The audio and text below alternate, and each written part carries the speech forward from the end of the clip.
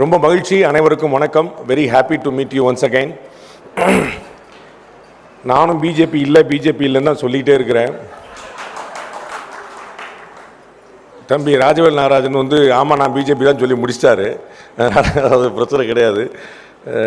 நம்ப மாட்டேன்றாங்க. நம்ம சுந்தரராமன் தலைமையிலான அணி எப்படியாவது நம்மளை பாண்டே ஒரு பிஜேபியில் ஆக்கி விட்டுருவோம் அப்படிங்கிற மாதிரி கிளம்பி, நான் அடிக்கடி சொல்வேன், தமிழ்நாட்டில் எங்கே ரோட்டரி கிளப் மீட்டிங் நடந்தாலும் ஹால் புக் பண்ணதுக்கப்புறம் என்னை தான் புக் பண்ணுவாங்க. ரோட்டரி கிளப் மீட்டிங் நடந்தாலும் முதல்ல ஹாலை புக் பண்ணுவாங்க, ரெண்டாவது அது நிலையை வித்துவான் மாதிரி. அதை மாதிரி அந்த ப்ரொஃபஷனல் செல்லில் முதல்ல ரைட்டு ஓகே ரங்கராஜ் பாண்டே அப்புறம் அடுத்து அப்படின்னு சொல்லிட்டு இந்த மாதிரி நிலையை வித்துவான் பேர் தான் போட்டு ஆரம்பிப்பாங்க போல். சகோதரர் KT ராகவனுடைய தலைமையில் இந்த அணிகள் பிரிவுகள்லாம் வந்த பிறகு ஒரு பெரிய எழுச்சி நான் பார்க்க முடியுது. கும்பகோணத்தில் நீங்கள்லாம் பார்த்துருப்பீங்க, ஒரு பியூட்டிஃபுல்லான அரங்கம் நிறைந்த இல்லை, அரங்கம் பிதுங்கி வழிஞ்சு வெளியில் விடாத மழையிலும் ஒரு அருமையான ஒரு கூட்டம் பிரம்மாண்டமாக நடத்தி காட்டினார். அதுபோல் அவருடைய இந்த அணிகள் பிரிவுகளுக்கான தலைமை ஏற்ற பிறகு நிறைய விஷயங்கள் எழுச்சியாக நடக்குதுங்கிற பார்க்குறேன். அதில் பிரிவுகள் கொஞ்சம் நிறையா செயல்படுது, அணிகள் இன்னும் கொஞ்சம் கட்டுப்பாட்டுக்குள்ளே வரலன்னு நினைக்கிறேன். எனக்கு தெரியல, அதாவது வராதா அதெல்லாம் அதில் நீங்கள் கிடையாதா? சரி ரைட் ஓகே. அப்போ கட்டுப்பாட்டில் இருக்காதுன்னு நினைக்கிறேன். அப்புறம் அந்த பிரிவுகள்லையுமே ரொம்ப பியூட்டிஃபுல்லாக ப்ரொஃபஷனல் செல் திரு சுந்தரராமன் தலைமையில் ரொம்ப பெஸ்ட்டாக, என்னுடைய பார்வையில் நான் பார்க்குறதுல அந்த பிரிவுகள்லேயே ரொம்ப பெஸ்ட்டாக செயல்படக்கூடியதாக திரு சுந்தரராமன் தலைமையில் பார்க்குறேன். ஒரு ஒர்க்காலிக், நிறைய பணிவோடும் துணிவோடும் நிறைய வேலைகளை பார்க்குறாரு. அவருடைய தலைமையில் நீங்கள் நிறைய பேர் ரொம்ப பியூட்டிஃபுல்லாக செயல்படுறீங்க. Very happy. களம் 2026 எப்படி இருக்குது அப்படின்னு கேட்டிருக்கிறாங்க. அதில் ப்ரொஃபஷனல்ஸ் என்ன செய்யணும் அப்படிங்கிற ஒரு கேள்வி. ப்ரொஃபஷனல்ஸ் தனியாக எதுவும் செய்ய வேண்டியதில்லை, எல்லோரும் போடுற மாதிரி ஓட்டு போடணும். தம்பி இந்த வாட்டர் பாட்டில் கொடுக்குறியா தம்பி, மிக்சிங் ஏதாவது வச்சுருக்கியா, எல்லோரும் என்னைய பார்ப்பாங்களா வாட்டரை பார்ப்பாங்களா, சொல்லு நீயே சொல்லு, நல்லா இருப்ப. Thank you very much. So professionals என்ன செய்யணும் அப்படிங்கிற ஒரு முக்கியமான ஒரு கேள்வி. ப்ரொஃபஷனல்ஸ் என்ன செய்யணும்? எல்லாரையும் போல் முதல்ல ஓட்டு போடணும், அதான் ரொம்ப முக்கியம். இந்த ப்ரொஃபஷனல்ஸில் ரொம்ப முக்கியமான பிரச்சனை என்ன அப்படின்னா, சார் இன்றைக்கி நாடு இருக்கிற இருப்பில் ஆல் பொலிட்டீஷியன் சார் ஒரி வச்சிட்டார், ஒன்றும் செய்ய முடியாது, என்ன செய்கிறது, நம்ம ஓட்டு போட்டிருக்கலாம், ஆனால் அலையன்ஸுக்கு சீட்டு கொடுத்தாச்சே அப்படிமா. அலையன்ஸுக்கு சீட்டு கொடுத்தா பரவாயில்லையே, இந்த ஆளை கேண்டிடேட்டாக போட்டாங்களே அப்படிமா. அப்போ நிறைய ரிசர்வேஷன்ஸ், ஏன்னா திங்கர்ஸாக இருக்கிறாங்க பாருங்கள், நிறைய சிந்திக்கக்கூடியவர்களாக, அடுத்த கட்டத்தில் சமுதாயத்தில் நகர்ந்தவர்களாக, நடுத்தர வர்க்கத்துக்கு மேலே நகர்ந்தவர்களாக இருக்கும்போது நமக்கு என்ன வந்துடுது அப்படின்னா, இதெல்லாம் நம்ம ஓட்டு போடணுமா கான்ட்ரிபியூட் பண்ணணுமாங்கிற வந்துடுது. ஒரு ப்ரொஃபஷனலாக நீங்கள் செய்ய வேண்டிய வேலை ஓட்டு போடுவது, அது ரொம்ப முக்கியம்.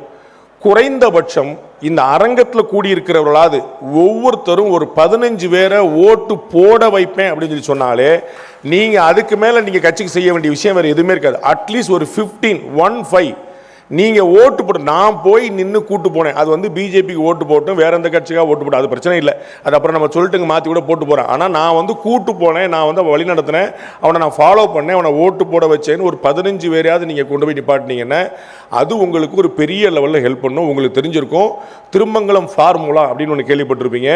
அதில் எங்கள் அண்ணன் திரு அழகிரி அவர்கள் செய்தது இந்த மைக்ரோ மேனேஜ்மெண்ட் தான். 3:30 மணிக்கு சாயந்தரம் உட்கார்ந்துருக்கிறாரு, 7வது தெரியல 3வது வீட்டில் முருகேசன் ஓட்டு போடல, தூக்கிட்டு வா அப்படின்ட்டார். முருகேசன் வீட்டில் உட்காந்து டிவி பார்த்துட்டு இருக்காரு, இன்னைக்கு லீவுன்னு, துண்டை தூக்கிட்டு வந்துட்டாங்க, ஓட்டு போடலையா அண்ணன் உங்களை தூக்கிட்டு வர சொன்னார் அப்படின்னு சொல்லிட்டு ஓட்டு போட்டாங்க. 85% போலி. இதுதான் மைக்ரோ மேனேஜ்மெண்ட். உள்ள பூத்தில் உட்காந்து யார் ஓட்டு போட்டால், யார் ஓட்டு போடல, யார் ஓட்டு போடணும் அப்படிங்கிற பார்த்துட்டு தெளிவாக கொண்டு எல்லாருமே ஓட்டு போட வைக்கிறது, அதுதான் ரொம்ப முக்கியமாக நீங்கள் செய்ய வேண்டியது. SIR புண்ணியத்தில் தமிழ்நாட்டில் கிட்டத்தட்ட 97 லட்சம் பேரை காலி பண்ணி விட்டாச்சு. அப்போ பெர்சன்டேஜ் ஆட்டோமேட்டிக்காகவே கூடும். அதை தாண்டி நீங்கள் இன்னும் அதிகமாக கொண்டு வரக்கான வழியை பார்க்கணும். SIRல உங்களுக்கு தெரிஞ்சிருக்கும், ப்ரொஃபஷனல் செல்ஸோடைய அடுத்த முக்கியமான வேலை நான் நினைக்கிறது, நிறைய உருப்படியான விஷயங்களில் மக்கள்கிட்ட கொண்டு போய் சேர்க்கணும். அது ரொம்ப பெரிய லேகிங்காக இருக்குது, அது இல்லவே இல்லை தமிழ்நாட்டில். 80 கோடி பேருக்கு 5 வருஷம் முழுக்க விலை இல்லாமல் ஒரு பைசா செலவு இல்லாமல் ரேஷன் பொருட்கள் கொடுக்கப்பட்டிருக்கு. கொஞ்சம் யோசிச்சு பார்க்கணும், 5 வருஷம் இடைவிடாமல் எவ்ரி மந்த் 80 கோடி பேருக்கு விலை இல்லாமல் ரேஷன் பொருட்கள் கொடுக்கப்பட்டிருக்கு. எல்லாருமே தமிழக முதலமைச்சர் ஸ்டாலின் தான் கொடுத்துருக்காருன்னு நினச்சிட்டான். ஏன்னா ரேஷன் கடையில் உட்காந்துருக்கிற ஆட்கள் எல்லாருமே கீழேருந்து மேலேருந்து எல்லாருமே பாக்கெட்டில் தளபதி படத்தை போட்டு உட்காந்துருக்காங்க. அப்போ என்ன அவங்க தான் கொடுத்துருக்காங்க. அப்போ இது யார் கொடுத்தா, யாருடைய ஃபண்ட் அப்படிங்கிற கேள்வியே இல்லாமல் போச்சு. அதனால தான் என்ன செஞ்சுருக்காங்க, கொஞ்சம் கூட தயக்கம் இல்லாமல் திரு உதயநிதி ஸ்டாலின் அவர்கள் 27 பைசா நான் சொல்ல போகிறேன், ₹1 கொடுத்தா 27 பைசா தான் வருது, தமிழ்நாட்டுக்கு ஃபண்டே வரல அப்படின்றாங்க. பாரத பிரதமர்லேருந்து மிக சமீபத்தில் புதுக்கோட்டையில் பேசின நம்முடைய உள்துறை அமைச்சர் திரு அமித்ஷாலேருந்து நம்முடைய மாநிலத்தை சேர்ந்த அண்ணன் எல் முருகன்லேருந்து எல்லாருமே தொடர்ந்து சொல்லிட்டு வர்றாங்க, ஆதாரபூர்வமாக ஆவணப்பூர்வமாக சொல்லிட்டு வராங்க. லாஸ்ட் 10 இயர்ஸில் மட்டும் தமிழ்நாடுக்கு சென்ட்ரல் கவர்மெண்ட் 11 லட்சம் கோடி ரூபாய் ஒதுக்கி இருக்கிறது. 11 lakh crore, 11 லட்சம் கோடி ரூபாய் ஒதுக்கி இருக்குது. ஆனால் ஒரு ரூபா கூட ஒதுக்கலன்னா இவங்கள மாதிரி ஒதுக்கலங்கிற கவலையை சொல்லிட்டாங்களா என்னன்னு தெரியல. அது 11 லட்சம் கோடி ரூபாய் வந்திருக்கு அப்படிங்கிறத மக்கள்கிட்ட கொண்டு போய் சேர்க்க வேண்டிய கடமை இருக்கு. இப்போ இந்த எஸ்ஐஆர் அப்படிங்கிறது வந்து எல்லாரும் பயங்கரமாக ஒரு பூச்சாண்டி மாதிரி கருதுனாங்க. உங்களுக்கு தெரியும் எஸ்ஐஆர் வந்துருச்சு அப்படின்னா தமிழ்நாட்டில் இருந்து சத்தம் போடாத கட்சியே கிடையாது. ஏடிஎம்கே கொஞ்சம் கன்ஃபியூஷன் ஆகி என்ன செய்யலாம்னு இருந்துச்சு. பிஜேபி மட்டும்தான் வந்து வழக்கம் போல் மைனாரிட்டியாக வந்து இல்லை ரொம்ப நல்லதுன்னு சொல்லிட்டு இருந்துச்சு. பீகாரில் எஸ்ஐஆர் வந்து சமீப காலங்களில் அறிமுகப்பட்ட திரும்பி ரீஇன்ஃபோர்ஸ் பண்ணது வந்து பீகாரில் இதே மாதிரி வந்து கிட்டத்தட்ட 66 லட்சம் பேருக்கு மேலே வந்து பெயர்கள் நீக்கப்பட்ட போது குய்யோ முறையோன்னு கத்துனாங்க. ரூலிங் பார்ட்டி திரும்ப ஆட்சிக்கு வந்துருச்சு. பிஜேபி கூட்டணி அங்கே திரும்ப ஆட்சிக்கு வந்துருச்சு. யூ ஓன்ட் பிலீவ், அந்த எஸ்ஐஆர் 66 லட்சம் பேர் போனதில் நீக்கப்பட்டதில் பிஜேபி கவர்மெண்ட் திரும்ப வந்த பிறகு ஒருத்தர் கூட வாயை திறக்கலை. எத்தனை ஆயிரம் கேஸ் போட்டிருக்கணும், என் பேர் இல்லைன்னு எத்தனை லட்சம் பேர் முற்றுகையிட்டிருக்கணும். ஆனால் ஏதாவது நடந்துச்சான்னா எதுவுமே கிடையாது. 66 லட்சம் பேர் அங்கே வந்து பீகாரில் போயிடுச்சு. பிஜேபி திரும்ப ஆட்சிக்கு வந்துச்சு. தமிழ்நாட்டில் 97 லட்சம் பேர் வந்து நீக்கப்பட்டுருச்சு. 97 லட்சம் பேர் போயிடுச்சு. இப்போ தமிழ்நாட்டில் வந்து நீக்கப்படுறதுக்கு முன்னாடி இந்த எஸ்ஐஆர் இம்ப்ளிமெண்ட் பண்ணும்போது எல்லாரும் குய்யோமே கத்துறாங்க. இந்த எஸ்ஐஆர் இம்ப்ளிமெண்ட் ஆன பிறகு யாருமே பேசல, அமைதியாயிட்டாங்க. ஏன்? உள்ளதிலே அதிகமான பெயர்கள் வந்து குளத்தூர் தொகுதியிலும் சேப்பாக்கம் தொகுதியிலும் போயிருக்கு. அதிகமான பெயர்கள் எங்க நீக்கப்பட்டிருக்குன்னா குளத்தூர். இத்தனைக்கும் குளத்தூரும் சேப்பாக்கமும் தமிழ்நாட்டிலே சின்ன தொகுதிகளில் ஒன்று, ரொம்ப சின்ன தொகுதிகள். நீங்க வெள்ளிவாக்கத்துல ஸ்ரீபெரும்புதூர் பெரிய பெரிய தொகுதிகள் நிறைய இருக்கு. உள்ளே சின்ன தொகுதியில் இருக்கக்கூடிய 2 இடத்துல தான் வந்து டாப் 5 இருக்குது 2 தொகுதியிலுமே. அப்படி போயிடுச்சு. அப்ப நான் வந்து கேட்டேன் நம்மகிட்ட கேள்வி கேட்கக்கூடிய சகோதரர்கள்ட்ட, எஸ்ஐஆர் வந்து ஒரு பெரிய ப்ராப்ளமா இருக்குது, ஆன்டி நேஷனல், ஆன்டி தமிழ்நாடு, தமிழர்களுக்கு விரோதமா இருக்குது. ஆனா நடத்துனது பூரா யார் அப்படின்னு? மாநில அரசு அதிகாரிகள் தான் தேர்தல் ஆணையத்தின் பிரதிநிதிகளாக இருந்து நடத்துறாங்க. அப்போ சென்னையில் மாநகராட்சி கமிஷனாக இருக்கக்கூடிய திரு குமரகுருமன் ஐஏஎஸ் அவர்களுக்கு வந்து அவருக்கு தன்னுடைய பொசிஷன் தெரியாதா? அது வந்து சென்னை வந்து திமுகவுடைய கோலச்சக்கூடிய இடம் அப்படிங்கிறது தெரியாதா? அப்போ குளத்தூர் தொகுதி வந்து யாருடைய தொகுதின்னு தெரியாதா? சேப்பாக்கம் தொகுதி யாருடைய தொகுதி தெரியாதா? அங்கே வந்து யாரோ ஒருத்தர் வந்து பிஎல்ஓன்னு போட்டு யாரோ ஒருத்தர் பெயர் நீக்கிறதுக்கு அனுமதிச்சிருவாங்களா? அப்போ இல்லாத பெயர்கள் நீக்கப்படுது. இன்னைக்கு வரைக்கும் நீங்க பாத்தீங்கன்னா 97 லட்சம் பேர் நீக்கப்பட்டிருக்கு. இது வரைக்கும் பேரை திரும்ப சேர்க்க சொல்லி 10 லட்சம் கூட டோட்டலா வரல. என்னுடைய பேர் நீக்கப்பட்டுச்சு சேர்க்கணும்னு சொல்லி திரும்ப வந்து ஒரு 10 லட்சம் பேர் கூட வரல. இதுலயே இடம் மாறினது, தடம் மாறினது, பெயர் மாறினது, ஊர் மாறினது, ஸ்பெல்லிங் மாறினது, இனிஷியல் மாறினது சொல்லிட்டு அதுதான் வந்து நிக்கிறதே தவிர 97 லட்சம் பேர்கள் நீக்கப்பட்டிருக்கு அப்படின்னா யார்கிட்டையும் பதட்டம் இல்லை, தெளிவா இருக்கிறாங்க. ஏன் அப்படின்னா நீக்கப்பட்ட பெயர்கள் ஒரிஜினலான விஷயங்களா இருக்குது.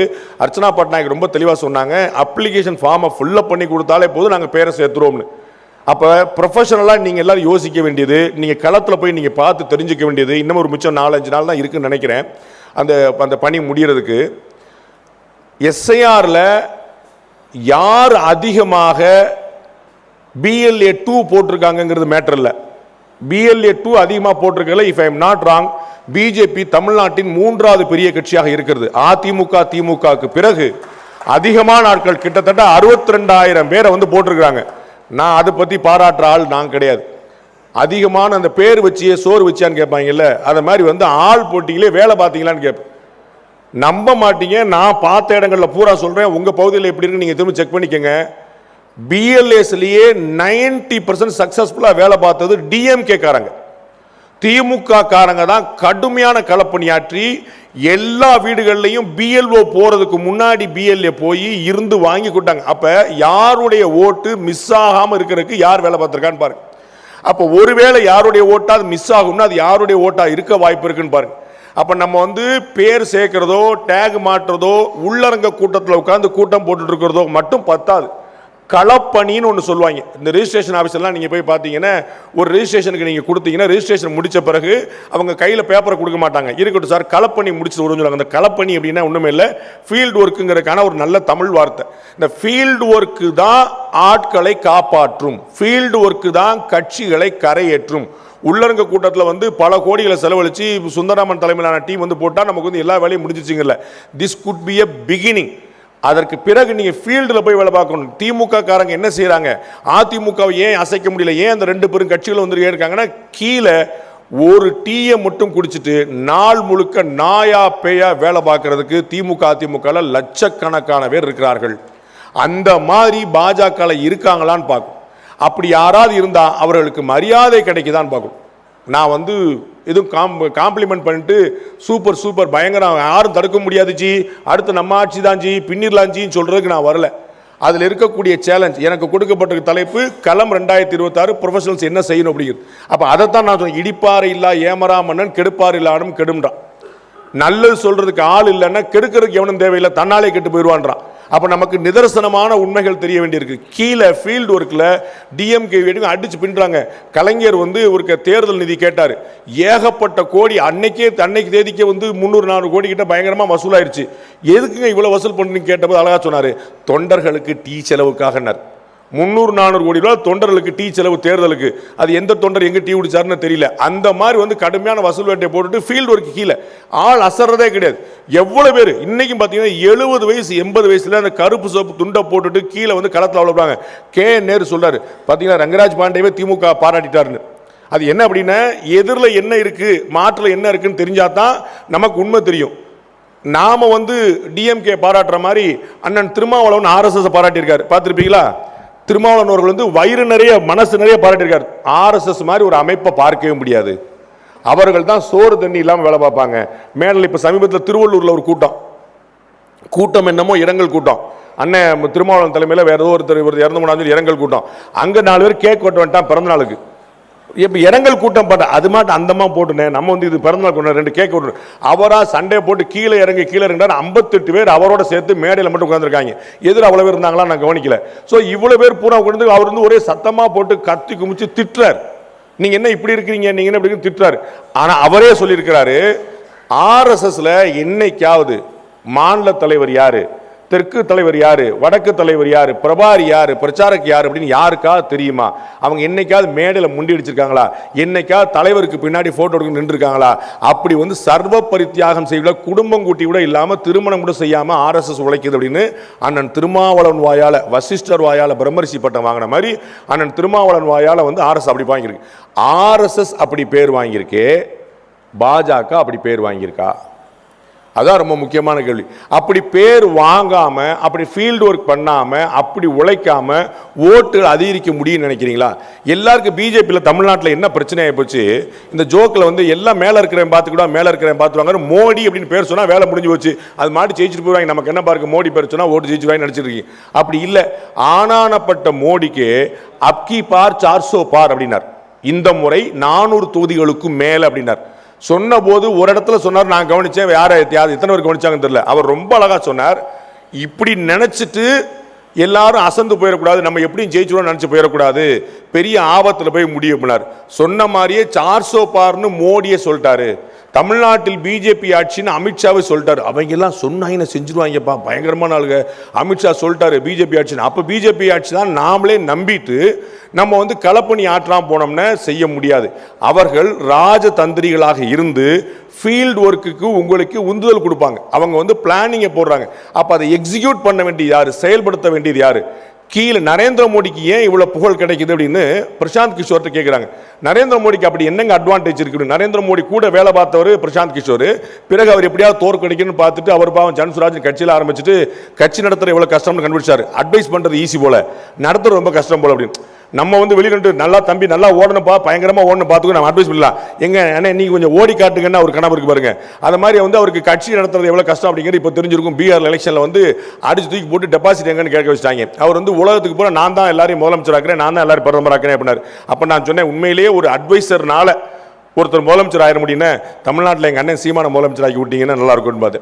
இப்படி முதலமைச்சர் ஆக்க முடியுமான்னு ஒரு கேள்வி இருக்குல்ல. அப்போ கமல்ஹாசன் கூட தான் அக்ரிமெண்ட் போட்டிருந்தார். உங்களுக்கு தெரியுமா தெரியல, 2021 மக்கள் நிதி மையத்தோட தான் பிரசாந்த் கிஷோர் அக்ரிமெண்ட் போட்டிருந்தாரு. அப்புறம் பெரிய ஆஃபர் வந்தோடனே சின்ன ஆஃபர் தூக்கி போட்டு விட்டுட்டு அங்கே போயிட்டார். அவர் கமல்ஹாசன் சரி பிரசாந்த் கிஷோரே போயிட்டார், நம்மளும் போய் அவரும் டிஎம்கே போயிட்டார். எல்லாம் கூட்டமாக அங்கேயே பின்னாடி போயிட்டாங்கன்னு வச்சுக்கோங்க. ஸோ கட்சி நடத்துறது வந்து எவ்வளோ சிரமம் அப்படிங்கிற என்ன அப்படின்னா, ஃபீல்டு ஒர்க் பண்ணாதான், கீழே இருந்தால் தான். அந்த பிரசாந்த் கிஷோர் வந்து பீகார் முழுக்க நடந்தார், கிராமமா எல்லா இரவும் கிராமங்களை தங்கினார். அவர்கிட்ட வந்து நரேந்திர மோடியுடைய அட்வான்டேஜ் என்னன்னு கேட்டபோது அவர் சொன்னார், நரேந்திர மோடிக்கு இருக்கக்கூடிய ஃபீல்டு எக்ஸ்பீரியன்ஸ், தரை அனுபவம் இந்தியாவில் இன்னொரு தலைவருக்கு இல்லை அப்படின்னு. அவர் தான் இந்தியாவில் முழுக்க முழுக்க எப்படி நம்ம மகா பெரியவர் எனக்கு தெரிஞ்சு இந்தியா முழுக்க 3 முறை பாத யாத்திரையாவே போயிருக்கிறாரோ அது போல நரேந்திர மோடி அவர்கள் இந்தியா முழுக்க சுத்தி இருக்கார். அவர் இந்தியாவில் எந்த ஊர் பேரை சொன்னாலும் தேர்தல் காலத்தில் சுத்தக்கூடிய அரசியல்வாதி இல்லை. அவர் பிரச்சாரக்கா இருந்த காலத்துல இருந்து அவ்வளவு சுத்திருக்கார். அதனால என்ன தெரியுது, ஒவ்வொரு ஊருக்கும் அதனுடைய தன்மை என்னன்னு தெரியுது. அதனால தான் இப்ப இவங்க டிஸ்கஷன்ல பேசிட்டு இருந்தது போல ஒவ்வொரு ஊருக்கும் லோக்கலா யோசிக்கிறார். ஒவ்வொரு ரயில்வே ஸ்டேஷனுக்கும் ஒரு ப்ரொமோஷன் போட்டு, ரயில்வே ஸ்டேஷன் எங்க ஊர் ரயில்வே ஸ்டேஷன்ல பால்கோவா விற்கிறாங்க. ஸ்ரீவில்லிபுத்தூர் ரயில்வே ஸ்டேஷன்ல பால்கோவா ப்ரொமோட் பண்ணணும். ஏன்னா எங்க ஊர்ல பால்கோவா ரொம்ப ஃபேமஸ் ஆனது. அதை கவர்மெண்ட் ஆஃப் இந்தியா ப்ரொமோட் பண்ணி யாரோ ஒருத்தருக்கு ஸ்டால் வச்சு கொடுத்து நீ போய் பால்கோவா வில்லுன்னு சொல்றாங்க. அந்த மாதிரி லோக்கல் ப்ராடக்ட்டை விற்கணும் அப்படிங்கிற ஒரு ஐடியா எங்கேயோ டெல்லியில் உட்கார்ந்துருக்கூடிய ஒரு பாரத பிரதமர் இருக்குன்னா ஏன் அப்படின்னா அவருக்கு திரையை விட தரை நன்றாக தெரியும். அவருக்கு தெரியக்கூடிய திரை கிடையாது, ஸ்கிரீன் கிடையாது, தரை. அப்ப நாம அந்த ஃபீல்டு ஒர்க் பண்ணல அப்படின்னா அவருடைய கனவுகள் கனவுகளாவே நிற்குங்கிறத மறந்துடக்கூடாது. குளோபல் இன்னோவேஷன் இண்டெக்ஸ்ல நமக்கு நரேந்திர மோடி அவருடைய ஆட்சி வந்த பிறகு என்ன நடந்ததுன்னு பார்க்கணும். முன்னாடி இல்லாம அமெரிக்காவை பத்தி கவலைப்பட்டு இருந்தாங்க, ட்ரம்ப் என்ன பண்ணுவார் அப்படின்னு. ட்ரம்ப்பால இந்தியாவை ஒன்றும் பண்ண முடியாதுங்க ரொம்ப தெளிவா தெரியும். அதற்கான காரணம் நரேந்திர மோடி அவர்கள் மட்டுமல்ல. இந்தியா ஒரு பெரிய உற்பத்தி நாடு மட்டுமல்ல, இந்தியா ஒரு பெரிய மார்க்கெட். இது உங்களுக்கு நினைவு இருக்கும், பாரத பிரதமராக வாஜ்பாய் அவர்கள் இருந்தபோது அதே அமெரிக்கா ஸ்டைலே லான்ல உட்கார்ந்து நாங்கள் அணுகுண்டு போட்டோம்னு அறிவிச்சார். அணுகுண்டு போட்டோன்னு பாரத பிரதமர் அறிவிக்கிற வரைக்கும் அமெரிக்காக்காரனுக்கே தெரியாது. அமெரிக்காக்காரன உளவுத்துறையெல்லாம் பிடிச்சி பெண்டை நிமித்து விட்டு முதல் அடிச்சு வெளுத்து விட்டுட்டாங்க. என்னடா பண்ணிட்டு இருக்கேன், நம்ம உலகம் முழுக்க எவ்ரி இன்ச் எவ்ரி சென்டிமீட்டர் நம்ம பார்த்துட்டு இருக்கோம் நினைக்கிறோம். அணுகுண்டே போட்டு எடுத்து முடிச்சிட்டாங்க. அவன் சொன்ன பிற வரைக்கும் தான் தெரியும், யாருக்குமே தெரியாதுன்னு. உங்களுக்கு தெரியும், திரு கலாம் தலைமையிலான குழு எவ்வளவு பிரில்லியண்டா போட்டுட்டு பொக்ரான் 2 அந்த அணு ஆயுத சோதனை உலகத்தில் யாருக்குமே தெரியாம நடத்தி முடிச்சு நாம் அறிவிக்கிறோம், யாருக்குமே தெரியாது நடந்துச்சு. அப்ப இந்தியாவுக்கு சாங்ஷன்ஸ் போட்டாங்க, பொருளாதார தடைகள் விதித்தார்கள். இந்தியா மீது பொருளாதார தடைகள் அமெரிக்கா விதிச்சது. அசரவே இல்லை. எப்பா உன்னுடைய பேஸ்ட் இல்லைன்னா நான் வேப்பங்குச்சி எடுத்து தேய்ச்சி போய்கிட்டே இருப்பேன். பேஸ்ட் வித்தா உனக்கு தான் மார்க்கெட்டு, இல்லைன்னா நான் வேப்பங்குச்சி வச்சுட்டு போயிடுவேன், இல்லாட்டி நான் சாம்பலை கூட வச்சு தேய்ச்சிட்டு போயிடுவேன். அப்புறம் தான் தெரிஞ்சுட்டாங்க நம்மளால ரொம்ப டேஞ்சரான ஆளுப்பா அப்படின்னு சொல்லிட்டு மார்க்கெட் விட்டுறக்கூடாதுன்னு அவனே அதை வாபஸ் வாங்கினேன். நம்ம யாருமே பாரத பிரதமர் வாஜ்பாய் போய் யார்ட்டையுமே கெஞ்சல. அப்ப இந்தியா ஒரு பெரிய மார்க்கெட். இங்கேயே 140 கோடி ஆள் இருக்கிறான். திருப்பூருடைய டெக்ஸ்டைல்ஸ் என்ன யாரும் கவலைப்படல, நம்மால் ரொம்ப கௌரவமாயிட்டான். இந்தியாவுக்கு தானே ஆர்டர் போடுற பிரச்சனை எல்லா திருப்பூர் கம்பெனிக்காரங்களும் போறா ஸ்ரீலங்காவில் ஒரு கம்பெனி ரிஜிஸ்டர் பண்ணி வச்சாங்க. ஒரு பேருக்கு மட்டும் ஒரு லெட்டர் பல்ல ஸ்ரீலங்காவில் போட்டு வச்சாங்க. அங்கேருந்து அனுப்பிட்டு இருக்காங்க. இங்கேருந்து அவனுக்கு ஒரு பிசினஸ் ஆச்சு, அங்கேருந்து போச்சு. நமக்கு கையை காலை கட்டி போட்டு 2 பக்கமும் காலில் பூரா கம்பியை சுற்றி விட்டு வாயில பிளாஸ்டரை ஒட்டி விட்டுட்டு உருட்டி விட்டுட்டு ஓட்ட போட்டில் ஃபர்ஸ்ட் வந்ததுனால வந்துருவான். நம்மால் அசரவே மாட்டாங்க. நம்மளால அவ்வளோ பெரிய கெட்டிக்காரங்க. அப்போ அமெரிக்கா இல்லை, அவங்களுக்கு பெரிய அப்பா டக்கர் வந்தாலும் ஏன் ரொம்ப எளிமையான பாயிண்ட். ட்ரம்ப் பார்க்கிற ஒரே பிரதமர் நரேந்திர மோடி. ஆனா நரேந்திர மோடி பார்த்த 4வது அதிபர் அவர். அங்க அமெரிக்கால அவர் 4 பேர் பார்த்தாரு. எப்பா நான் பைடனையும் பார்த்தேன், நான் ஒபாமாவையும் பார்த்தேன், உன்னையும் ஃபர்ஸ்ட் பேஜ்ல பார்த்தேன், உன்னை செகண்ட் பேஜ்ல பார்த்து வச்சிருக்கேன் அப்படின்னு. நீ 2வது முறை வர முடியல, 3 ஒரு கேப் போட்டு தான் நீ வந்திருக்க. நாங்க ஹேட்ரிக் அடிச்சு 3 முறை உட்கார்ந்துருக்கோம். பார்லிமெண்ட்ல பிரதமர் நரேந்திர மோடி அசராம சொல்லாரு, அரே அபி தோ தீஸ்ரா பார் ஹை, இப்ப 3வது முறை தானப்பா வந்திருக்கிறோம் அப்படின்றாரு. எதிர ராகுல் காந்தி டென்ஷன் ஆயிட்டா, இப்பதான் 3வது முறை வந்திருக்கு, மொத்தம் எத்தனை முறை பாஸ் வர போறீங்க, சொல்லிட்டு செய்யுங்கப்பா அப்படின்னு. இப்பதான் நாங்க 3வது முறை, எதுக்கு அவசரப்படுறீங்க, கொஞ்சம் போருங்க அப்படின்றாரு. அவ்வளவு பிளான் பண்ணி போட்டிருக்காங்க. என்ன கணக்கு, குஜராத்ல அது பிஜேபியோட கோட்டை போல ஆயிருச்சு. குஜராத்ல யாருக்கு ஜெயிப்பாங்க, பிஜேபி ஜெயிப்பாங்கிற மாதிரி கண்ணு மட்டும் சொல்றாங்க. அங்க வார்டு பிரதிநிதி வட்ட பிரதிநிதி எல்லாம் போட்டது போக பன்னா பிரமுக் அப்படின்னு சொல்லிட்டு பேஜ் வாரியா ஒரு ரெப்ரசன்டேட்டிவ் வச்சிருக்காங்க. வாக்காளர் பட்டியல் இருக்கு பாத்தீங்களா, வாக்காளர் பட்டியல் புக்கா இருக்கும் பாத்தீங்களா, அதுல ஒவ்வொரு பேஜுக்கும் ஒரு பிஜேபி காரர். 12 பேர் இருக்கக்கூடிய இடத்துல ஒருத்தன் பிஜேபி காரனா இருக்கணும்னு சொல்லிட்டு பூத் ஏஜென்ட் இல்ல, பன்னா பிரமுக் பேஜ் வாரியா. அப்ப எவ்வளவு டீப் ரூட் ஆஃப் பண்றாங்க. அந்த ஊரை சேர்ந்த நரேந்திர மோடியோ அந்த ஊரை சேர்ந்த அமித்ஷாவோ எப்பா குஜராத்ல தான் எங்களை யாரும் அசைக்க முடியாது நினைச்சிட்டு போகல. இன்னமும் இன்னமும் இன்னமும் மைக்ரோ மேனேஜ்மெண்ட் பண்ணி இந்த தேர்தலுக்கு பன்னா பிரமுக் வச்சுட்டாங்க. அடுத்த தேர்தலுக்கு வீட்டு பிரமுக்கே வச்சிருவாங்க. உங்க வீட்டுல 5 பேர்னு நான் ஒருத்தர், உங்க ஊர்ல 5 பேர்ல என் கட்சிக்கார ஒருத்தர் இருக்கணும்னு சொல்லிடுவாங்க. பஸ் நாங்கெல்லாம் பரம்பரை டிஎம்கே, அதெல்லாம் கிடையாது, உங்க ஊர்ல இருந்து ஒருத்தர் வரணும்னு சொல்லிட்டு அந்த மாதிரி போட்டுருவாங்க. அப்ப அவ்வளவு மைக்ரோ மேனேஜ்மெண்ட் வேலை பார்க்கறாங்க. அந்த வேலையை நீங்கள் பார்த்தால் தான் நடக்கும். அப்ப பாரத பிரதமர் நரேந்திர மோடி வந்த பிறகு என்ன நடந்திருக்கு அப்படின்னா, இன்னோவேஷன் அதிகமாயிருக்கு. நாம ஒரு காலத்தில் அமெரிக்காவையும் பிரிட்டனையும் ஜெர்மனியும் சைனாவையும் மட்டும் நம்பி எல்லா பொருட்களும் அங்கிருந்து வரும். நாம வெறும் தொட்டியா மட்டும் இருப்போம், வாங்கக்கூடிய ஆட்களா மட்டும் இருப்போம்ங்கிறத தாண்டி நாங்கள் உற்பத்தி செய்து உலகத்துக்கு அனுப்புவோம் இடத்துக்கு கொண்டு நிப்பாட்டிருக்காங்க. இன்னைக்கு உலகத்தில் எங்க நீங்க ஆப்பிள் போன் வாங்கினாலும் அது இந்தியாவில் உற்பத்தி செய்யப்பட்டதா இருக்கும். மேட் இன் இந்தியாங்கிற பேனோட அமெரிக்காவுக்கு போகக்கூடியதா இருக்கு நம்ம ஆப்பிள் போனே. அந்த கருப்புல உட்கார்ந்து அமெரிக்காவில் ஒரு போனை மேட் இன் இந்தியான்னு வாங்க வேண்டிய நிலைமை. அவன் மேட் இன் அமெரிக்கான்னு போட்டிருந்ததை நம்ம இந்தியாவில் வாங்கியிருந்தாலும் மாற்றிவிடாச்சு. இது தாண்டி இது நம்ம ப்ரொடக்ஷன் சைடு. இதை தாண்டி இன்னோவேஷனில் பார்த்தீங்கன்னா ஐஐடி சென்னை மட்டுமே 5 நாட்களுக்கு 3 பேட்டன்ட்கள் வாங்குகிறது. எவ்ரி 5 days 3 பேட்டன்ட் வாங்குறாங்க. அவ்வளவு இன்குபேஷன் உள்ள கொடுத்துட்டு அண்ணன் காமகோடி அவர்கள் டைரக்டரா வந்திருக்காரு. எனக்கு தெரிஞ்சு ஒரு ஐஐடியோட டைரக்டர் மெத்த படிச்சவர், பாஸ்போர்ட் கூட கிடையாது அவருக்கு. என்ன ஏன் கேட்கிறாரு? நான் எதுக்கு வெளிநாடு போகணுன்றாரு. கற்பனை பண்ண முடியுமா இந்த மாதிரி மனிதர்களை? வெளிநாட்டுக்காரர் இங்கே வரட்டும் பாஸ், ஐஐடியில் அவனுக்கு அட்மிஷனை போடுறேன், நான் எதுக்கு அங்கே போகணுன்றாரு. இந்த மாதிரி ஒரு ஆச்சரியமான ப்ரொஃபஷனல்ஸ். அப்போ அவருக்கு பாஸ்போர்ட் கிடையாது, வெளிநாட்டுக்கு டிராவல் பண்ணதே கிடையாது. வெளிநாடுகள் ஆட்கள் இங்கே கொண்டு இருக்க மாட்டார். அவருடைய தலைமையில் ஐஐடி சென்னை மிக தரமாக இயங்கி 5 நாட்களுக்கு 3 பேட்டன், எவ்ரி 5 daysக்கு 3 பேட்டன் கூட்டிட்டே போறாங்க. அப்போ எவ்வளவு பேட்டன்ஸ் வாங்கிட்டு ஐஐடி மூலமாக மட்டுமே யோசிச்சு பாருங்க. அப்ப இந்தியா முழுக்க இன்னோவேஷன், புதிய விஷயங்கள். நாம எப்படி இங்க கோயம்புத்தூர் சொல்ல வேண்டியதே இல்லை, உலகத்துக்கு கிரைண்டருங்கிற ஒரு கான்செப்ட் அறிமுகப்படுத்தி ஒரு முறை அரைக்க விட்டதுல நம்ம ஊர் மாதிரி ஒரு ஊர் பார்க்க முடியாது. டில்ட்டிங் கிரைண்டர்ல மெல்டிங் கிரைண்டர் வரைக்கும் என்னென்னமோ போட்டு வச்சிருக்காங்க. பல பேர் கட்சி ஆரம்பிக்கும் போது கிரைண்டர் யூஸ் பண்ணி தான் எல்லா கொள்ளையும் சேர்த்து உள்ள போட்டு ஒரு கிரைண்டர் கொள்ளையும் சொல்லி போட்டு வச்சிருக்காங்க. அந்த மாதிரி எல்லா பக்கத்துலையுமே ஒரு புதிய இன்னோவேஷனுக்கு இந்த ஊர் ரொம்ப பிரபலமானது. அந்த குளோபல் இன்னோவேஷன் இண்டெக்ஸ்ல 76வது இடத்துல இருந்த இந்தியா இந்த ஆண்டு 2025 கடந்த ஆண்டு 39 இடத்துக்கு முன்னேறி குளோபலா வேர்ல்டு வைடா. 39 நம்முடைய இடம் இல்ல, 2-3ல நிக்கும். ஆனா 75 வருஷமா நம்ம ஒர்க் பண்ணல. அப்ப 75 வருஷமா ஒர்க் பண்ணா கொஞ்சமா கொஞ்சமா புஷ் பண்ணி போன வருஷம் 39 இடத்துக்கு நிக்குது. QS வேர்ல்டு யூனிவர்சிட்டி ரேங்கிங்ல 2015 வரைக்கும், 1947 2015 வரைக்கும் இந்திய பல்கலைக்கழகங்கள் வெறும் 15 பல்கலைக்கழகங்கள் தான் இருந்துச்சு. குளோபல் ரேங்கிங்ல உலக தரம் வாய்ந்த பல்கலைக்கழகங்களுடைய பட்டியலில் இந்தியாவிலிருந்து வெறும் 15 பல்கலைக்கழகம் தான் அந்த ரேட்டிங்ல இருந்துச்சு. இன்னைக்கு 54 பல்கலைக்கழகங்கள் இருக்குது. 2015 இருந்து இப்ப மட்டும் 54. இந்தியா சுதந்திரம் பெற்றிலிருந்து வெறும் 15 யூனிவர்சிட்டி.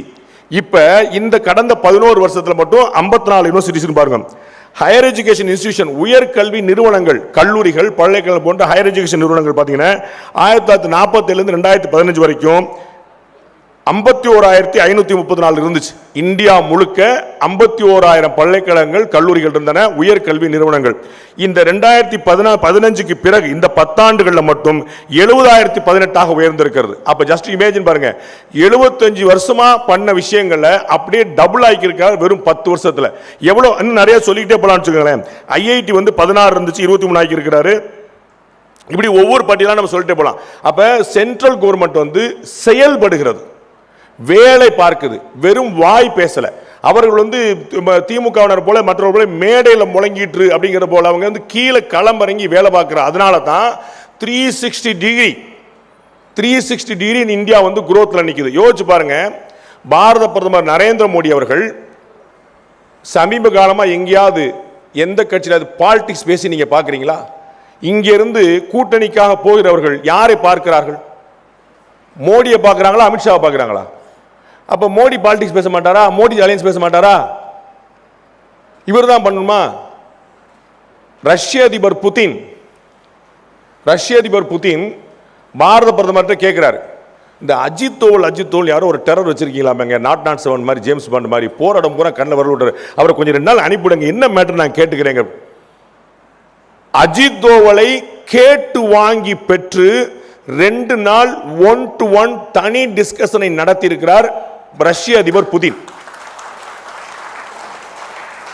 இதுல முக்கியமான விஷயம், அஜித் தோவலுக்கு வந்த அழைப்போ எடப்பாடி பழனிசாமி அமித்ஷா சந்திப்போ கிடையாது.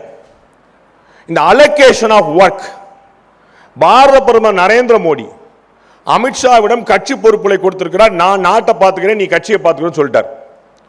எங்கேயாவது ஒரு இடத்துல பாரத பிரதமர் நரேந்திர மோடிக்கு ஒரு பயம் அமித்ஷா கட்சியை தூக்கிட்டு போயிடுவானோ, நம்ம பேரை சொல்லாம போயிட்டா என்ன செய்யறது, அவர் நான் தான் கட்சி நடத்துறேன்னு சொல்லிட்டாருன்னு என்ன பண்றது அப்படின்னு ஒரு வார்த்தை யோசிச்சிருந்தாருன்னு அந்த அலோகேஷன் நடந்திருக்குமா? அப்ப பிறருக்கு வேலையை பகிர்ந்து கொடுத்தல் பாரத பிரதமருடைய பெருந்தன்மை. அதற்கு குந்தகமில்லாமல் செயல்படுவது அமித்ஷாவுடைய கடமை. யோசிச்சு பாருங்க, அஜித் தோவல் உளவுத்துறை கிங்கு, அவர் கூப்பிடுறாங்க. அப்ப நம்ம உளவுத்துறை தகவல்லாம் நம்மால் உளறிடுவாரோ? இவர் போய் எங்க சொல்லிட்டா என்ன ஆகுது? அப்ப நமக்கு கிடைச்சிருக்கக்கூடிய ஒரு பொக்கிஷம் அவர் கிடைக்கலாம நினைக்கல. நம்மால் அங்க போயிட்டு புதின் என்ன செஞ்சாருன்னு உளவு பார்த்து வந்துருவாருன்னு தெரியும். உங்களுக்கு புரியுங்களா? அப்ப அந்த மாதிரியான விஷயத்தை புரிந்து கொள்வது, அடுத்தவர்களுக்கு பணியை பகிர்ந்தளிப்பது, பகிர்ந்தளிக்கப்பட்ட வேலையை கடமை போல செய்வது, இதுதான் மெசேஜ். பகிர்ந்தளிக்கப்பட்ட வேலையை கடமை போல செய்வது. ஜாப் இல்ல, ஒர்க் இல்ல, டியூட்டி. DUTY, டியூட்டி ஃப்ரீ நமக்கு தெரியும். டியூட்டி ஃப்ரீ இல்ல, ஃப்ரீ டியூட்டி. கடமை அது முக்கியம். அந்த கடமையை செய்யல அப்படின்னா உரிமையை கேட்கறதுக்கான வாய்ப்பு கிடையாது. எனக்கு தெரிஞ்சு பாரதிய ஜனதா கட்சி மாதிரி மெம்பரா சேரும் போதே பதவி கொடுக்கிற ஒரு கட்சி இந்தியாவிலே பார்க்க முடியாது. அவன் உள்ள வரும்போதே ஜி என்ன போஸ்டிங் ஜி, நமக்கு ஒரு பார்த்து போடுங்க ஜி, ஒரு மாநில போட்டு கொடுங்க ஜி. இன்னைக்கு காலில் மட்டும் 18 மாவட்ட தலைவரை பார்த்துட்டேன். என்னது மாவட்ட தலைவரா? இல்ல ப்ரொஃபஷனல் செல் அப்படின்னு அவர் மெதுவா உள்ள வரும்போதே மாவட்ட தலைவர் தான் சொல்றாங்க. மாவட்ட தலைவர் இல்ல ஜி, ப்ரொஃபஷனல் செல் ஜி. அது அப்புறமா ராகவனுடைய புண்ணியத்தில் ஒரு மொத்தம் 50-60 செல்லு வேற வச்சிருக்காங்க. ஏகப்பட்ட செல்லு. எல்லாரும் நிர்வாகி, எல்லாரும் ஓகே. என்ன நடந்திருக்குன்னு பார்க்கணும், என்ன செஞ்சிருக்குன்னு பார்க்கணும். பொறுப்பு வாங்கணுமே, பொறுப்பா இருக்கிறோமான்னு பார்க்கணும், அந்த பொறுப்பை செயல்படுத்தணுமான்னு பார்க்கணும். அப்ப பாரத பிரதமர் நரேந்திர மோடி உழைக்கிறார், அமித்ஷா உழைக்கிறார், அஜித் தோவல் உழைக்கிறார், நாடு முழுக்க உழைத்து அவர்கள் ஓடா செய்யறாங்க. நாம என்ன செய்யறோம்னு பார்க்கணும். திராவிட முன்னேற்ற கழகமோ அனைத்து இந்திய அண்ணா திராவிட முன்னேற்ற கழகமோ சுலபமாக அசைக்கக்கூடிய சக்திகள் கிடையாது. அவங்க ஒரு பக்கம் அதிமுக தனிப்பெரும்பான்மை ஆட்சி வரும்னு சொல்லிட்டே இருக்கிறாங்க, நீங்க இந்த பக்கம் என்டிஏ ஆட்சி வரும்னு சொல்லிட்டே இருக்கீங்க. என்ன ஆட்சி தான் வரும் நாங்கள பார்க்க தான் உட்கார்ந்துட்டு இருக்கிறோம். அது அப்புறம். ஆனால் என்டிஏ ஆட்சி வரணும் எப்படி? இருக்கிறது மொத்தம் 234 தொகுதி. அண்ணன் நயினார் எவ்வளவு சீட்டு வாங்குவார்னே தெரியல. எனக்கு தெரியாது, கொடுத்து பார்த்து போட்டு கொடுங்க ஜி சொல்லுவார்னு நினைக்கிறேன். நாங்க இந்த பக்கம் பிஜேபி குரூப் பழைய இந்தியன் கணக்கு வச்சுட்டா ஒரு 70 சீட் வாங்கலாம், 80 சீட் வாங்கலாம் சொல்லிட்டு இருக்கோம். எல்லா டிவிலையும் அவங்களே அலகேஷன் பண்ணிடுறாங்க. நயினார் நாயந்தூர் எடப்பாடி பழனிசாமி என்ன பேசுறான்னு தெரியல. டிவியில் அவங்க பூரா பேசிட்டு இவருக்கு 20 சீட்டு, அவருக்கு 6 சீட்டு, இவருக்கு 3 சீட்டு தான். அண்ணன் டிடி எங்களுக்கு 6 சீட்டு, எங்களுக்கு 6 சீட்டு அந்த செய்தி தவறானது. உடனே அந்த செய்தி தவறான, கூட்டணி தவறான அவர் போட்டுட்டு இருக்கான். நீங்க பார்த்துட்டீங்க, பாட்டாளி மக்கள் கட்சி உள்ள வந்துருச்சு, ரைட். சின்னவர் வந்துட்டாரு, பெரியவரும் வரப்போறாரு, அவர் இங்கே தான் வருவார். தேமுதிக உள்ள வந்துடும். அன்னி நேற்று சொல்லிட்டாங்க, யாருடன் கூட்டணி என்பதை முடிவெடுத்து விட்டேன், இங்கே அறிவிக்க மாட்டேன்ட்டாங்க. அவங்களும் வந்துருவாங்க. டிடிவி தினகரன் வந்துருவார், சரிங்களா? டிடி அவங்க எல்லாம் வந்துருவாங்க. நீங்க என்ன செய்ய போறீங்க? ஓகே, அவங்க எல்லாம் வந்துட்டாங்கன்னா அப்பாடா, அப்ப ஜெயிச்சிடலாம். கூட்டணியாக இன்றைய தேதிக்கு டிஎம்கே ஸ்ட்ராங்கா இருக்கு. அதற்கு இணையான ஸ்ட்ரென்த் என்டிஏ கூட்டணிக்கு வரப்போகுது, நோ டவுட். 2021 2024 ரெண்டும் கிளப் பண்ண டிடிவி தினகரன் உள்ள சேர்த்த ஒரு வலுவான என்டிஏவா வரும்னு நினைக்கிறேன். எங்களுடைய கணக்கு யாராவது உள்ள பூந்து கெடுத்து விடாம இருந்தா சரிதான், அது வரைக்கும் வரும்னு நினைக்கிறேன். அதுல ஒன்றும் குழப்பம் இல்லை. அணி வலுவாயிரும். அப்புறம் ஒருத்தர் தனியா வந்திருக்கிறார் பாருங்க, நான் அணியா வந்திருக்கேன்னா தனியா வந்திருக்கேன். பாவத்தை படத்தை கூட ரிலீஸ் பண்ண விடாம இந்த பாடா படுத்துவீங்க ஒரு ஆளை. என்ன இப்போ உங்களை நம்பி ஒருத்தர் கட்சி ஆரம்பிச்சாருன்னு அவர் படத்தை கூட ரிலீஸ் விடாம 2 காலுக்கு ஆர்டர் வருது, யூஏ சென்சார் கொடுத்துடணும்னு. 2:30க்கு அப்பீல் போய் 3 மணிக்கு ஸ்டே வாங்கிட்டாங்க. சென்சார் போர்டு இவ்வளவு வேகமா செயல்பட்டு நான் பார்த்ததில்லை. அமித்ஷாவோட பயங்கர வேகமா சென்சார் போர்டு செயல்பட்டு, பயங்கர வேகம். இப்படித்தான் உலகம் சுற்றுவாளின் படத்தோடைய பெட்டியெல்லாம் எடுத்துட்டு போனாங்களாம். என்னாச்சுங்கிறத பார்த்துக்குங்க. நம்ம போராட வேண்டிய இடமே வேற. எனக்கு தெரிஞ்சு இந்த மாதிரி போராட்டம்லாம் பிரயோஜனப்படுமான்னு தெரியல. அதில் ஒரு ராஜதந்திரம் இருக்கும்னு நினைக்கிறேன், இருந்து போட்டோம். அவர் நான் சொல்லி ஒரு ஒரு பெரிய ஒரு சாமியார் ஒருத்தர் பற்றி எங்கள் அண்ணன் அவர் எப்படிப்பட்ட ஆள் அப்படின்னு கேட்டார்.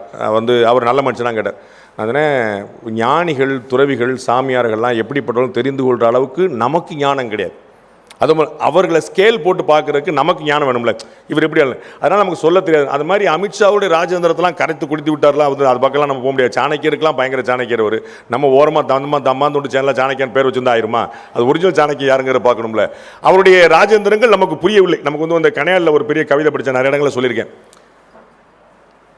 உங்களுடைய அற்புதங்கள் எனக்கு அற்பமானவை, உங்களுடைய அற்புதங்கள் எனக்கு அற்பமானவை, என்னுடைய அற்புதங்கள் உங்களுக்கு அறிமுகமே ஆகாதவை. அண்ணன் அமித்ஷா அப்படிதான் சொல்லுவார், தம்பி நீ படித்த ஸ்கூல் ஹெட்மாஸ்டர் அண்ணன், என் ராஜ்யத்தை தான் உனக்கு புரியாதா, உட்கார்றா உட்கார்றா அப்படின்னு சொல்லுவார் போல.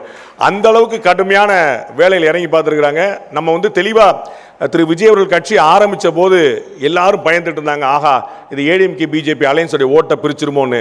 அண்ணன் கடுமையாக களப்பணியாற்றி டிஎம்கேடைய ஓட்டை பிரிக்கிறதுக்கான ஏற்பாடு பண்ணார். அதனால் நீங்கள் படத்தை சீக்கிரம் ரிலீஸ் பண்ணுறதுக்கான ஏற்பாடு நீங்கள் நன்றியோடு அதை தான் செய்யணும். நீங்கள் முதல் முறையாக எம்ஜிஆருக்கு பிறகு, எம்ஜிஆர் இருந்தவரை சிறுபான்மை வாக்குகளும் அதிமுகவிடம் தான் இருந்தன.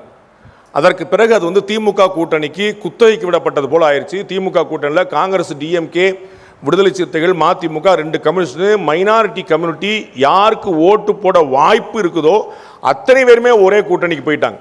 அப்போ அவர்களுக்கு வேறு வாய்ப்பே இல்லாமல் இருந்துச்சு. போதா குறைக்கு உங்கள் கூட பிஜேபி கூட ஏடிஎம்கே வரை சேர்ந்துருச்சு. அதனால் எந்த வாய்ப்பு கூட அதை சொல்லியே பூச்சாண்டி காட்டி அந்த ஓட் பேங்கை டெபாசிட் சால்டாக வச்சுருந்தாங்க.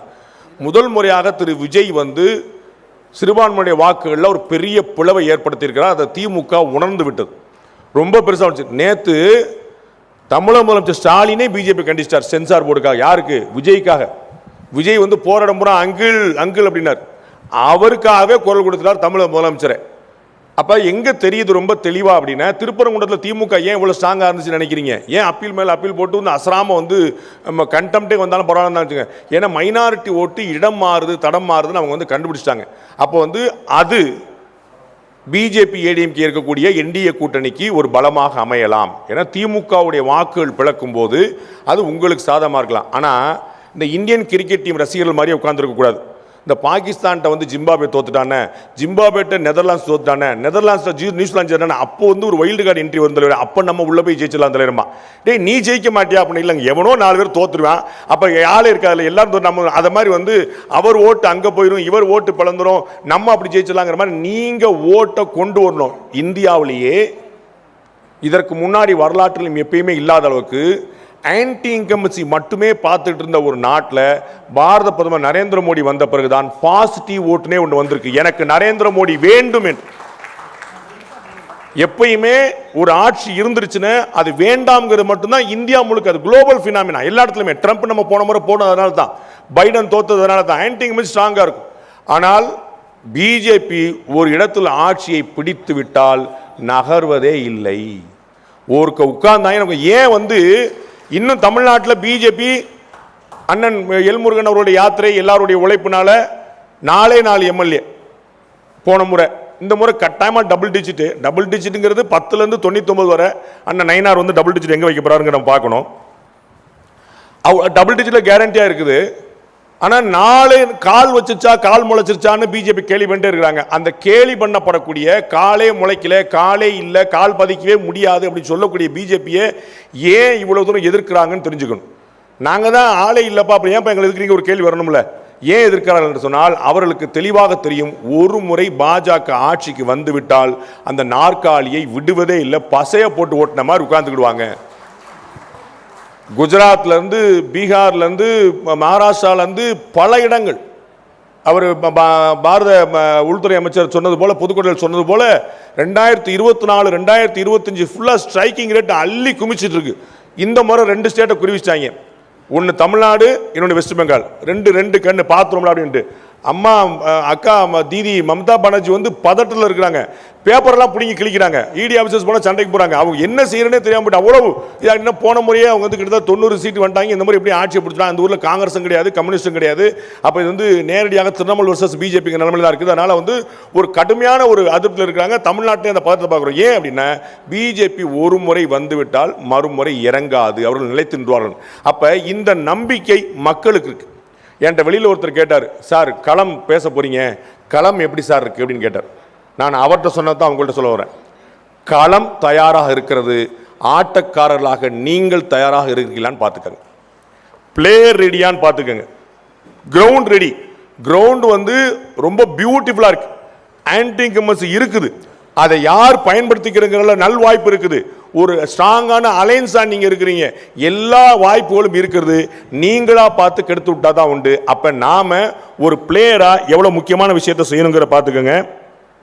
காங்கிரஸ் கட்சி 2021 25 சீட்டை வாங்கி 18 சீட்டு அடிச்சிட்டாங்க. அவங்களுடைய ஸ்ட்ரைக்கிங் ரேட் எப்படி இருக்குன்னு பாருங்க, பியூட்டிஃபுல்லாக அடிச்சாங்க. இன்னைக்கு அண்ணன் மாணிக்கம் தாக்கூர் புண்ணியத்தில் ஆட்சியில் பங்கு, அதிகாரத்தில் பங்குன்னு கடுமையாக முரண்டு பிடிக்கிறாங்க. அப்போ நீங்கள் காங்கிரஸ் கட்சியோட போட்டி போடணும். காங்கிரஸ் கட்சி தான் பாஜகவுக்கு பிரதான எதிர்ச்சி. ஆனால் எதில் போட்டி போட்டுருக்கீங்க? கோஷ்டி பூசல்ல. காங்கிரஸ் கட்சிக்கு சற்றும் குறைவில்லாத இடத்துல பாஜக இருக்கு. 2 தலைவர்கள் பேசுனாங்கன்னா 3ஆவது தலைவர் பற்றி தான் பேசுறாங்க. அவர் அப்படி ஜி, இவர் இப்படி ஜி. அந்த ஜியை மட்டும் விட மாட்டாங்க. பொருளை பேசினா கூட ஜியில் சேர்த்தான் பேசுறாங்க. நல்ல மனுஷங்க. பொருளை பேசினா கூட அதை சேர்த்தான் பேசுறாங்க. மாறி மாறி மாறி யார் காலை யார் வாரி விடனு. அதிமுக கூட்டணியில் 234 சீட்டு தான் தமிழ்நாட்டுக்குள்ள. 234 சீட்டில் ஏடிஎம்கேக்கு, பிஜேபிக்கு, கூட்டணியில் இருக்கக்கூடிய அம்மா மக்கள் முன்னேற்ற கழகம், தமிழ் மாநில காங்கிரஸ், பாரிவேந்தர், ஏசி சண்முகம், ஜான் பாண்டியன், புதிய தமிழ் டாக்டர் கிருஷ்ணசாமின்னு நிறைய பேருக்கு கொடுக்க வேண்டியிருக்கு. அப்போ நீங்கள் இருக்கக்கூடிய, நீங்கள் விரும்பக்கூடிய தொகுதியில் உங்கள் கட்சிக்கே சீட் இல்லாமல் இருக்கலாம். உங்கள் கட்சிக்கு ஒதுக்கப்பட்ட சீட்டில் கூட உங்களுக்கு இல்லாமல் இருக்கலாம். எனக்கு இல்லை, என் கட்சிக்கு இல்லை, எப்படி நான் வேலை பார்ப்பேன் அப்படின்னு கிளம்பிட்டீங்கன்னா 1996 சூப்பர் ஸ்டார் ரஜினிகாந்த் சொன்னது போல தான், ஆண்டவனால் கூட காப்பாற்ற முடியாது. மாறாக 234 தொகுதியும் அருமை சகோதரர் விஜய் சொன்னது போல மதுரை வடக்கு விஜய், மதுரை தெற்கு விஜய், உசிலம்பட்டி விஜய் அப்படின்னு சொன்ன மாதிரி தமிழ்நாடு முழுக்க பாரத பிரதமர் நரேந்திர மோடியே போட்டியிடுகிறார் 234 தொகுதியில். அந்த மாதிரி நினைச்சு நீங்க வேலை பார்த்தா மட்டும்தான் வெற்றி சாத்தியம். 40 தொகுதியோ 50 தொகுதியோ பிஜேபிக்கு என்ன அலாட் ஆகுதோ முடிஞ்சளவு கொஞ்சம் ஏற்றி விடுவோம்.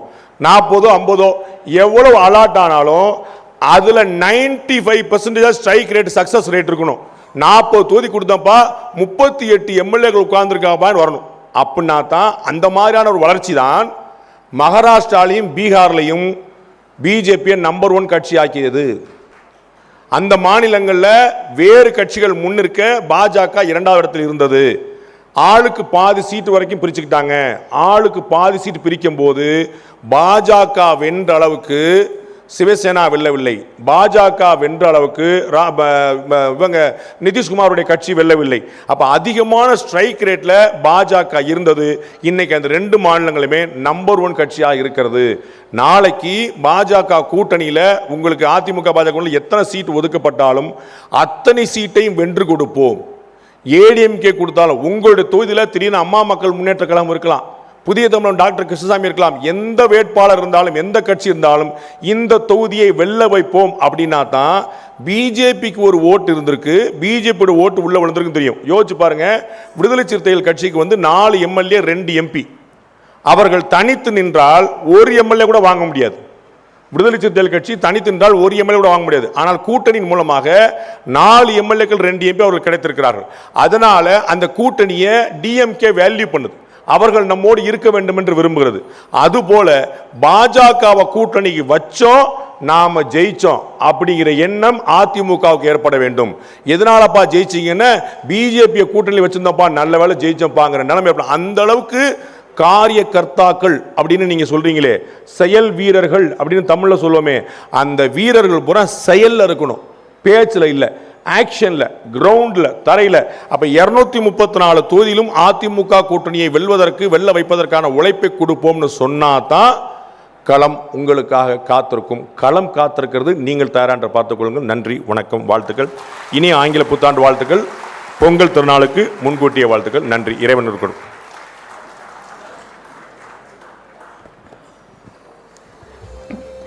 ரொம்ப அழகாக எப்போவுமே அண்ணன் சொல்வது போல பல ஸ்டாட்டிஸ்டிக்கல் டேட்டா, குளோபல் ரேங்கிங்கில் இந்தியா எப்படி இருக்கிறது அப்படிங்கிற தரவுகளை தந்து களம் தயார், ஆட்டக்காரர் தயாரா என்ற சவாலை நமக்கு அளித்திருக்கிறார்.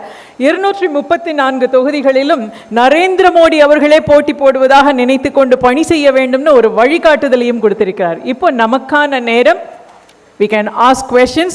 நீங்கள் தயாராக இருந்தால் மைக் உங்ககிட்ட வரும், நீங்கள் அண்ணன் கேள்வியை கேட்கலாம்.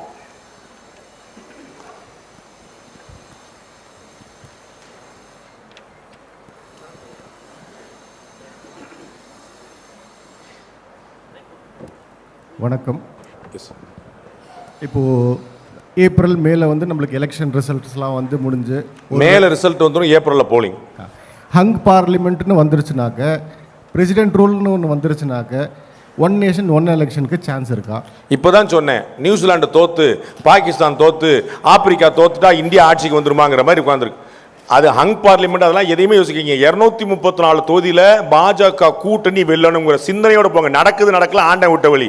ஆனால் முயற்சியிலே அது இல்லாமல் அப்படி வந்து ஹங் அசம்பிளி வந்து ஆட்சியை கலைச்சு கவர்னர் ரூல் வந்து RN ரவி நல்லாட்சி கொடுத்து அப்புறம் பிஜேபி.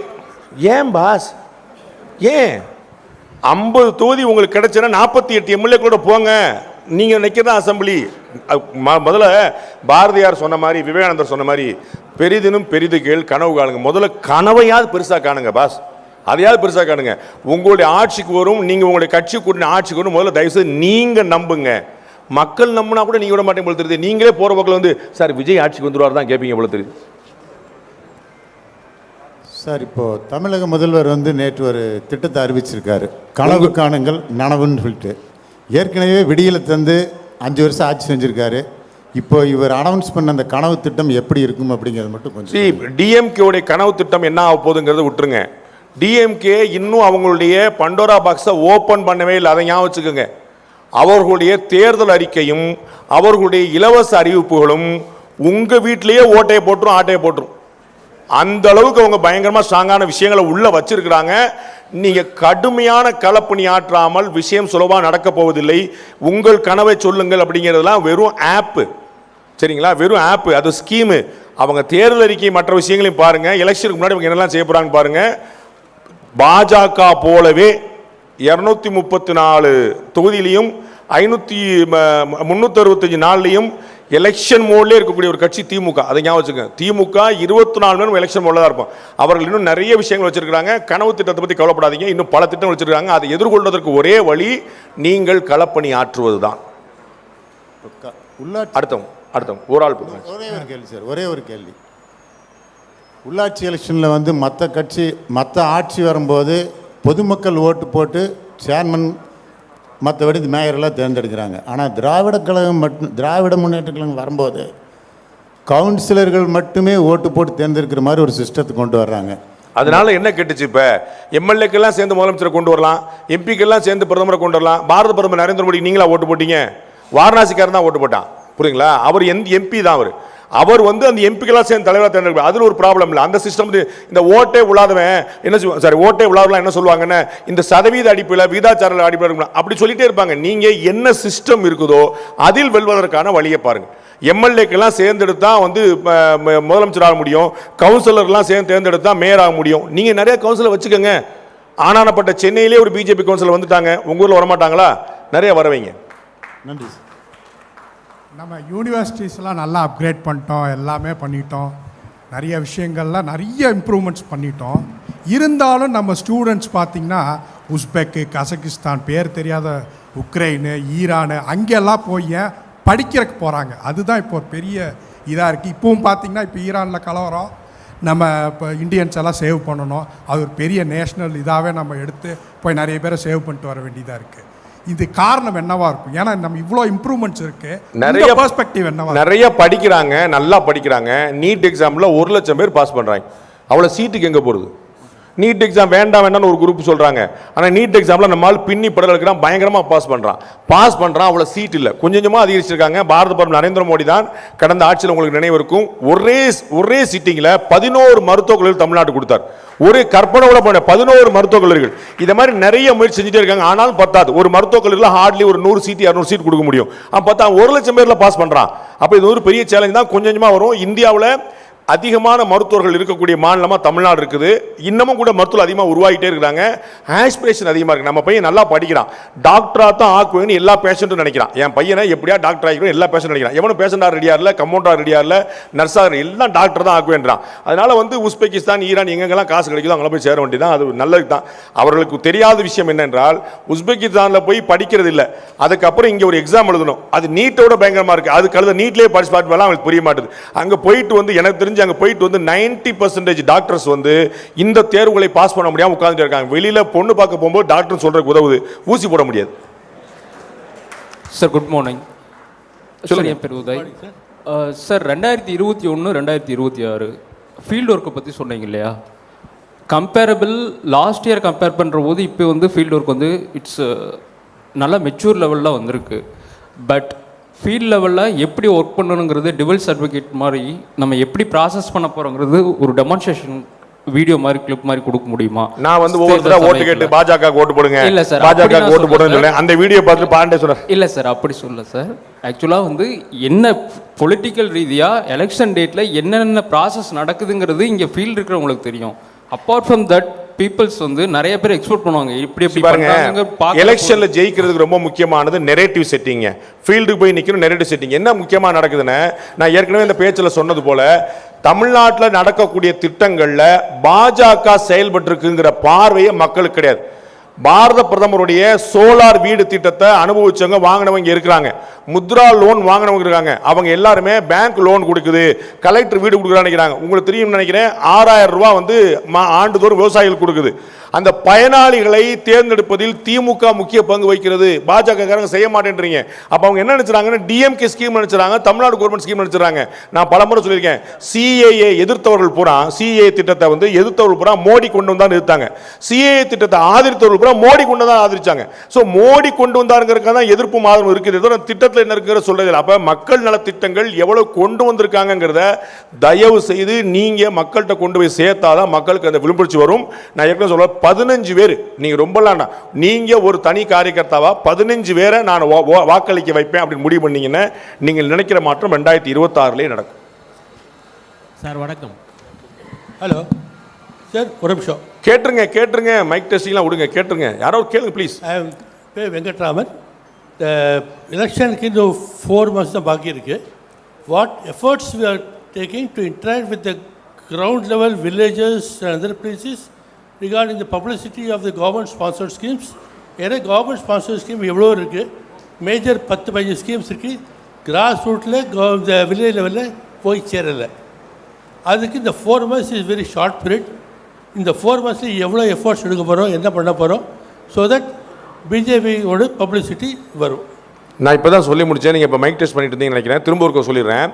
அடுத்து இருக்கக்கூடிய 90 நாட்களில் நீங்கள் ஒவ்வொருத்தரும் ஒரு 15 பேர்கிட்ட போய் பிஜேபி வாக்களிக்க சொன்னீங்கனாலே நீங்கள் நினைக்கிற மாற்றங்கள் நடக்கும். நரேந்திர மோடி வந்து ஸ்கீம் பப்ளிசிட்டி கொடுப்பாரு நினைக்காதீங்க. அவர் அடுத்தடுத்த ஸ்கீமில் போட்டுகிட்டே இருப்பார். ஆனால் மக்களுக்கு வந்து நீங்கள் தான் கொண்டு போய் சேர்க்கணும். லாஸ்ட் கொஸ்டின் சொல்லிட்டாங்க. எஸ் சார் வணக்கம். சொல்லுங்க பஸ். அண்ணா நமஸ்காரம். சொல்லுங்க அண்ணா, இப்போ இருக்கக்கூடிய சூழ்நிலையில் குழந்தைகளுக்கெல்லாம், அதாவது ஓட்டு போடக்கூடிய தகுதி இருக்கக்கூடிய குழந்தைகள் எல்லாருமே ஆக்டர்ஸ் பின்னாடி இருக்கிறதுனால நிறையா ஓட்டு டைவர்ட் ஆகிறதுக்கு வாய்ப்பு இருக்குது. ஸோ இப்போ யங் ஜென்ரேஷனுக்கு எப்படி நீங்கள் வழிகாட்டணும்னு சொல்கிறீங்க? அவங்க வந்து அவங்க மைண்டில் ரொம்ப டீப்பாக இருக்குது. உங்களுக்கு தேவை, இந்த இந்தியாவிலேயே அரசியலில் ஈடுபட விரும்புபவர்களுக்கு நரேந்திர மோடியை தவிர வேற யாருமே ரோல் மாடலாக இருக்க வேண்டிய அவசியமே இல்லை. அவரை விட பெஸ்ட் ரோல் மாடல் கிடையவே கிடையாது. யங்ஸ்டர்ஸ் எல்லாம் விஜய் பக்கம் போயிடுவாங்கன்னு கவலைப்படுறீங்கல்ல. எங்கள் அண்ணன் மோடி 10 வருஷத்துக்கு முன்னாடி பரீட்சா பே சர்ச்சான்னு ஆரம்பித்தார். பரீட்சா பே +2 படிக்கிற பிள்ளைகளுக்கு பூரா தேர்வு. 10 வருஷம் முன்னாடி +2 எழுதுனவன் இன்னைக்கு என்ன பண்ணிட்டு இருப்பான்? அவனுக்கு வந்து 23 வயசாக இருக்கும். 5 வருஷமாக ஓட்டு போட்டுருப்பான். அன்னைக்கே அந்த ஓட்டை எடுக்கிறதுக்காக தான் தலைவர் அங்கே பேசினார். பரீட்சா பே சர்ச்சா வேற ஒன்றும் இல்லை, அந்த பக்கம் பரீட்சா, இந்த பக்கம் இப்படிக்கா. அதை அன்னைக்கே செஞ்சிட்டாரு. அதை பார்த்து தான் தமிழக முதலமைச்சர் கிளம்பிட்டாரு. இப்போ லேப்டாப் எது கொடுத்தாங்க? 20 லட்சம் பேர் லேப்டாப் கொடுப்போம் அப்படின்னாங்க. இந்த கனவுகள் திட்டம் சொல்றாங்க. உங்களின் முதல்வன் நான் முதல்வன் எதுக்கு? ஃபுல்லா ஃபோக்கஸ்ட் ஆன் யங் ஜெனரேஷன். இதை ஓபன் பண்ணி விட்டவர் நரேந்திர மோடி. பார்த்தீங்கன்னா நம்ம நார்மலாக பார்த்தீங்கன்னா விஜய் டிவியில் ஒரு ப்ரோக்ராம் ஆரம்பிப்பாங்க. அதை பயங்கரமாக காஸ்ட் செலவழித்து சன் டிவியில் பெரிய ப்ரோக்ராம் ஆக்கி விட்டுருவாங்க. ஆரம்பிச்சது விஜய் டிவியாக இருக்கும், ஆனால் ஹிட் கொடுத்தது சன் டிவியாக இருக்கும். அது மாதிரி பிஜேபி ஆரம்பிக்குது, அதை பிரமாதமாக யூஸ் பண்ணுறது டிஎம்கேவாக இருக்குது. நீங்கள் தான் அதை யூஸ் பண்ணுன்றேன். அப்போ இளைய தலைமுறைக்கு நீங்கள் கொண்டு போய் சேர்க்கணும். நாடு நல்லா இல்லை, நாடு உருப்படலை, ஒன்றும் சரியில்லை, இளைஞர்கள் பூரா பாலா போயிட்டாங்கன்னு சொன்னால் பிரயோஜனம் இல்லை. அதை மாற்றுறதுக்கு நான் என்ன பண்ணுறேன் உங்களுக்கு இப்படி சொல்லிடுறேன். நீங்கள் வாங்க வேண்டிய 15 ஓட்டுகளில் 5 ஓட்டு பிலோ 30 வயசு கீழே கூடிய இளைஞர்கள் ஓட்டாக ஃபோக்கஸ் பண்ணிக்கங்க. நன்றி, வணக்கம், தேங்க்யூ. தேங்க்யூ.